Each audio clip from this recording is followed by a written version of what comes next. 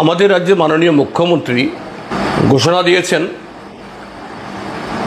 আগরতলা শহরের ঐতিহ্যবাহী town hall, এই টাউন হল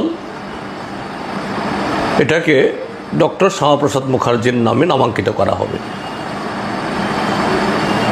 আমি সরকারের এই পদক্ষেপের তীব্র বিরোধিতা জানাচ্ছি। কেন না, ডক্টর শ্যামাপ্রসাদ মুখার্জির নামে কোনো এরকম স্মারক, কোনো প্রেক্ষাগৃহ হোক, কোনো বিদ্যালয় হোক, কোনো হাসপাতাল হোক বা অন্য যে কোনো কিছু হতে পারবে না কথা বলছি না। আপনারা সরকারে আছেন,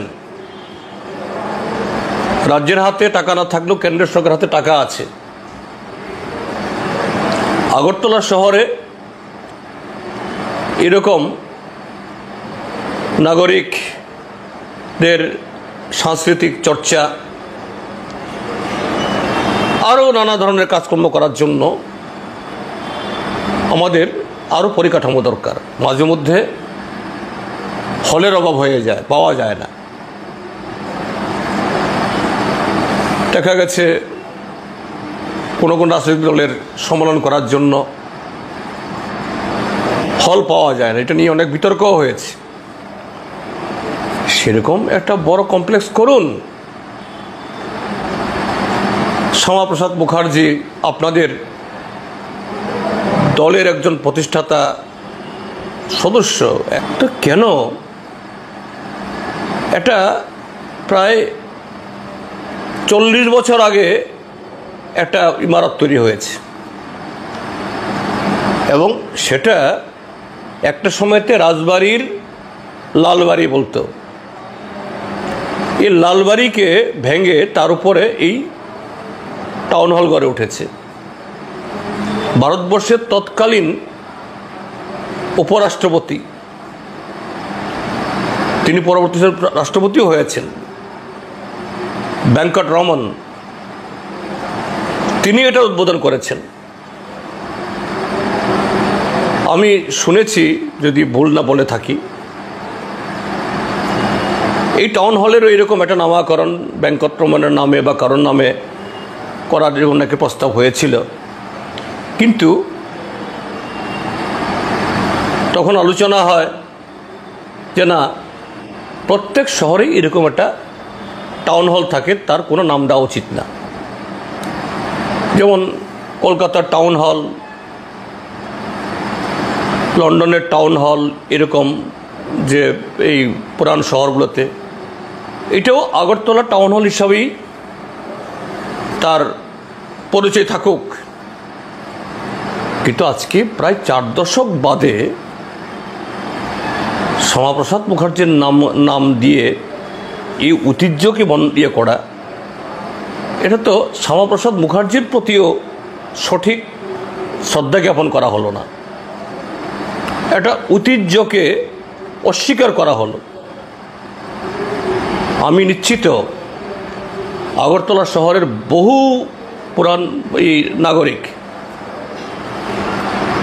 এরা এই পদক্ষেপ মানতে পারবেন না। আমি রাজ্য সরকারের কাছে পুনরায় আবেদন করব, এটা পুনর্বিবেচনা করুন। শ্যামাপ্রসাদ মুখার্জিকে অন্য কোনো জায়গাতে আরও বড় আকারে, বড় পরিসরে, আরও বড় কিছু করে এরকম একটা গড়ে তুলুন। এতে আমাদের এই আগরতলা বা ত্রিপুরা রাজ্য নতুন একটা পরিকাঠামো পাবে এবং আপনারা আপনাদের দলের নেতাকে শ্রদ্ধা জানান।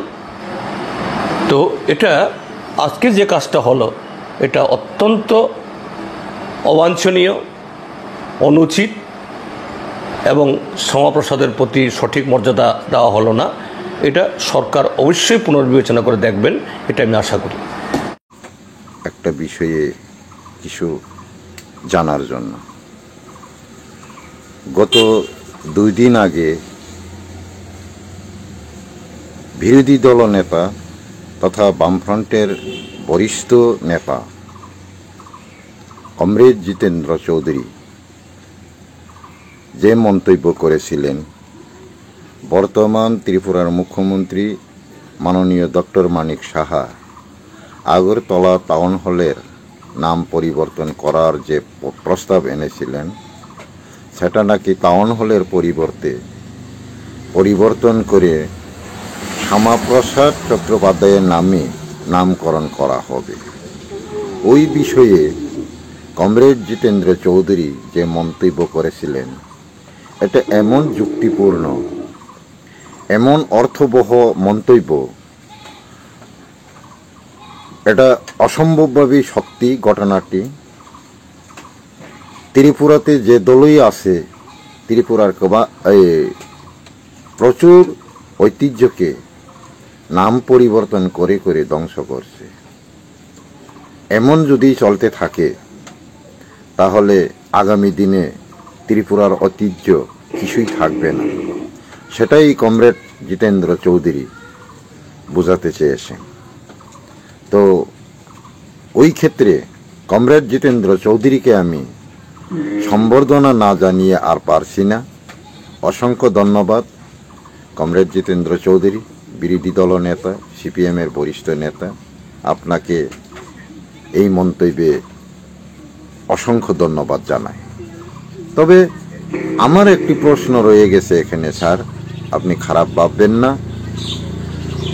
আসলে এই মন্তব্য কি আপনি প্রকৃতপক্ষে ঐতিহ্যকে রক্ষা করার ক্ষেত্রেই বলেছেন, না রাজনৈতিক মুনাফার জন্য বলেছেন? সেটা আমার জানার খুবই ইচ্ছা ছিল। যদি রাজনৈতিক মুনাফার জন্য এই মন্তব্যটি করে থাকেন, তাহলে একটা রাজনৈতিক দলের নেতা হিসেবে ঠিক আছে, কারণ ত্রিপুরা রাজ্যে যেই দল আছে সেই নাম পরিবর্তন করে বিভিন্ন ঐতিহ্যের পুরনো নামগুলোকে, এটা ত্রিপুরা রাজনৈতিক দলের চরিত্র, এটা হবেই, হচ্ছেই। বিগত ৭৫ বছর ধরে এই রাজ্যে এইসব অঘটন অসংখ্য, এটা গণাহীনভাবেই পরিবর্তন হচ্ছে, ইতিহাস ধ্বংস হচ্ছে। যাক, আমি এই বিষয়ে যদি রাজনৈতিক মুনাফার জন্যই হয়ে থাকে, তো ত্রিপুরার রাজনৈতিক দলের চরিত্রগত এটা ব্যাপার নয়, এটা হতেই থাকে বরাবর। তবে প্রকৃতপক্ষে আপনি যদি ঐতিহ্যকে হারানোর বইয়েই, ধ্বংসের হাত থেকে রক্ষা করার মানসিকতা নিয়েই যদি এই মন্তব্যগুলো করে থাকেন, তাহলে আপনার এই বিবেক, এই মানসিকতা, এই চিন্তা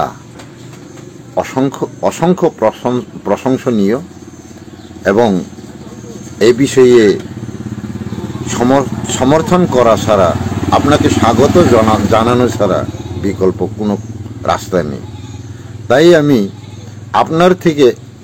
আপনার কাছ থেকে একটা বিষয় জানতে চেয়েছি, এই যে আপনার যে ওই বিবেকটা, ওই মানসিকতাটা শুধু ইদানিং জাগ্রত হয়েছে, না আগে থেকেই ছিল?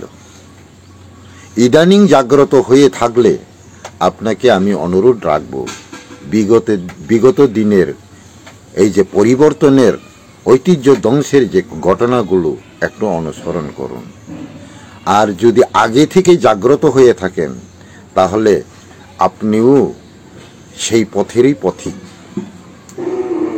আপনারা যদি সেই পথের পথিক না হতেন, আপনারাও যদি ঐতিহ্য পরিবর্তনের পক্ষে না থাকতেন, তাহলে আজকেও উজ্জয়ন্ত প্রসাদের যে ফার্স্ট গেট, যেটা জ্যাকসন গেট নামে পরিচিত ছিল, 1981 সালে বামফ্রন্টের আমলেই সেটা ধ্বংস করা হয়েছে। ত্রিপুরার 1860, 62, 1875 এইসব সালের প্রতিষ্ঠিত স্কুলগুলো সবকটি, কয়েকশো স্কুল 1945 হয়ে গেছে। সবটাই মুক্তি পরিষদের ভূমিকা হিসেবেই ভূমিকা নিতে চাইছেন দলগতভাবে। আমি যতটুকু জানি 11ই পৌষ 1945 অর্থাৎ 27 ডিসেম্বর 1945 মুক্তি পরিষদের জন্ম হয়। 4 দিন পরেই 1946 1 জানুয়ারি হয়ে যায়। তাহলে আপনারা বিবেচনা করুন, এই 4 দিনেই কি আপনারা ত্রিপুরা রাজ্যে কয়েকশো স্কুল প্রতিষ্ঠা করে ফেলেছেন? যার কারণে 1862-তে উমাকান্ত ঠাকুরের নেতৃত্বে প্রতিষ্ঠিত উমাকান্ত স্কুল 1890-এ পরিণত হয়ে গেল। যে উমাকান্ত ঠাকুরের বংশধর এখনো বিশ্রামগঞ্জ জাঙ্গালিয়া পাড়ায় বসবাস করছেন, এটা 1890-এ পরিণত হয়ে উমাকান্ত দাসের উদ্যোগে স্কুলটি নাকি প্রতিষ্ঠা হয়েছেন, এমনটাই ব্যাখ্যা বেরিয়েছে বামফ্রন্টের আমলে। 1875-এ বুজং স্কুল নির্মিত হয়েছিল, 1876-এ চালু হয়েছিল। সেই স্কুলে 1845 লেখা হয়ে গেছে। মুক্তি পরিষদের জন্মদাতার যে মালিক, তার তুলনায় 20-25 বছরের বয়সীও তখন মুক্তি পরিষদের সংগঠনে সামিল ছিলেন। ওরা যেই স্কুলে লেখাপড়া করেছিলেন, ওই স্কুলগুলো 1945 প্রতিষ্ঠিতদের লেখা হয়ে গেছে। শচীন দেববর্মনের পিতা নবদ্বীপ চন্দ্র দেববর্মন, যিনি 1949 সালে জন্ম হয়েছিলেন, তিনিও উমাকান্ত স্কুলেরই ছাত্র ছিলেন। যদি উমাকান্ত স্কুল 1890-তেই হয়ে থাকেন, তাহলে 40-এর পরে কি নবদ্বীপ চন্দ্র দেববর্মন ক্লাস 1-এ ভর্তি হয়েছিলেন? এটা আপনারা একটু ভেবে দেখুন। আরও অনেক কিছু বিষয় আছে। এই মানসিকতা যদি আপনাদের আগে থেকেই থাকতেন, অথবা আপনাদের মধ্যে রাজনৈতিক মুনাফার জন্য যদি না বলে থাকেন, আপনাদের আমলেই তো স্বামী বিবেকানন্দ ময়দান হয়েছিলেন সেই আস্তাবল মাঠ। আপনাদের আমলেই রাজবাড়ি ও জয়ন্ত প্রসাদ একটা প্রতিষ্ঠিত প্রটেক্টেড এরিয়া, যার ঐতিহ্য ত্রিপুরাতে কোনো এক সময় ত্রিপুরার রাজরাজারা শাসন করেছিলেন, তার প্রমাণ দিচ্ছেন। এই প্রটেক্টেড এরিয়ার ভিতরে যেই দলই করে থাকুক, অনুমোদন তো বামফ্রন্ট সরকারই দিয়েছেন। এই গেটের সামনে ক্ষুদিরাম বসু এবং সূর্য সেনের মূর্তি প্রতিষ্ঠা হয়েছেন। এটা কি আপনাদের চোখে পড়েন না? এটা কি আপনাদের আমলে হয় নাই? আরও অনেক কিছু পরিবর্তন হয়েছে, যা বললে হয়তো বাম সমর্থকরা অথবা কমরেড বাবুরা আমার প্রতি ক্ষুব্ধ হবেন। তো আমি জানতে চাই, ত্রিপুরাতে 75 বছরে কোন দল ত্রিপুরার ঐতিহ্যকে পরিবর্তন করে নতুন নাম দিচ্ছেন না? এমন একটা দল আমাকে প্রমাণ করেন যে জোট সরকারের আমলে ভিক্টোরিয়া মেমোরিয়াল IGM-এ পরিণত হয়ে গেছে। আগরতলা এয়ারপোর্ট বামফ্রন্টের আমলেই রবীন্দ্রনাথের নামে পরিবর্তন করার প্রস্তাব এনেছিল বিধানসভায়, কিন্তু তখন TGS-এর একজন MLA বিকেরাঙ্কলের প্রতিবাদে এটা বন্ধ হয়ে যায়। অরিজিনালি কি ত্রিপুরার রাজনৈতিক নেতারা যে দলেরই হোক না কেন, ত্রিপুরার ঐতিহ্যকে রক্ষা করার মানসিকতা আছে? এই বিবেক আছে? আপনারা লক্ষ্য করুন, সেই লালকেল্লা, তাজমহল, ভারতবর্ষে বিভিন্ন দল ক্ষমতায় এসেছেন, চলে গেছেন, এমন প্রচুর রাজনৈতিক দল আছে, কিন্তু কোনো দলই সেই লালকেল্লাকে ধ্বংস করে না, সেই তাজমহলকে ধ্বংস করছেন না, এখনো সংরক্ষিত রয়ে গেছে। কিন্তু ত্রিপুরার সব কটি ঐতিহ্য ধ্বংস করে গেছেন বিভিন্ন রাজনৈতিক দল, যার যার ক্ষমতার অপব্যবহার করে, যার যার শাসনে এইভাবেই ত্রিপুরার ঐতিহ্যকে ধ্বংস করে গেছেন। শুধু অপরের দুষ্কৃতিকে তুলে ধরলেই হবে না, অন্যের অপরাধকে দেখলেই হবে না, নিজেরা কি কি অপরাধ করেছেন, নিজেরা কি কি ভুল করেছেন সেটাও একটু অনুসরণ করার দরকার আমি মনে করি। মান্দায় একটা ঘটনা আছে, নীলমণি দেববর্মা নামে একজন ব্যক্তি মান্দাইয়ের জনগণের সুবিধার্থে 14 জায়গা কিনে সমাজের নামে অনুদান করেছিলেন। সেই দিন আমি নিজেই এই অনুদানের পক্ষে মান্দায় একটা স্টেডিয়াম করার সিদ্ধান্ত নেওয়ার রাইটার ছিলাম, লেখক ছিলাম, চুক্তিপত্রের দানপত্রের লেখক আমি নিজেই ছিলাম। এবং সেই দিনেই নামকরণ করা হয়েছিল ওদের স্বামী স্ত্রীর নামে। স্বামীর নাম নীলমণি দেববর্মা এবং স্ত্রীর নাম বেলপতি দেববর্মা। তাদের স্বামী স্ত্রীর নামে নীলবেলা স্টেডিয়াম করার স্বইচ্ছায় উদ্যোগে এই 14 সম্পত্তি কিনে স্টেডিয়ামের নামে অনুদান করেছিলেন। সেই স্টেডিয়াম আজ ঘরমণি দেববর্মার নামে একবার পরিণত হয়েছে, এখন মান্দাই স্টেডিয়াম নামে পরিচিত।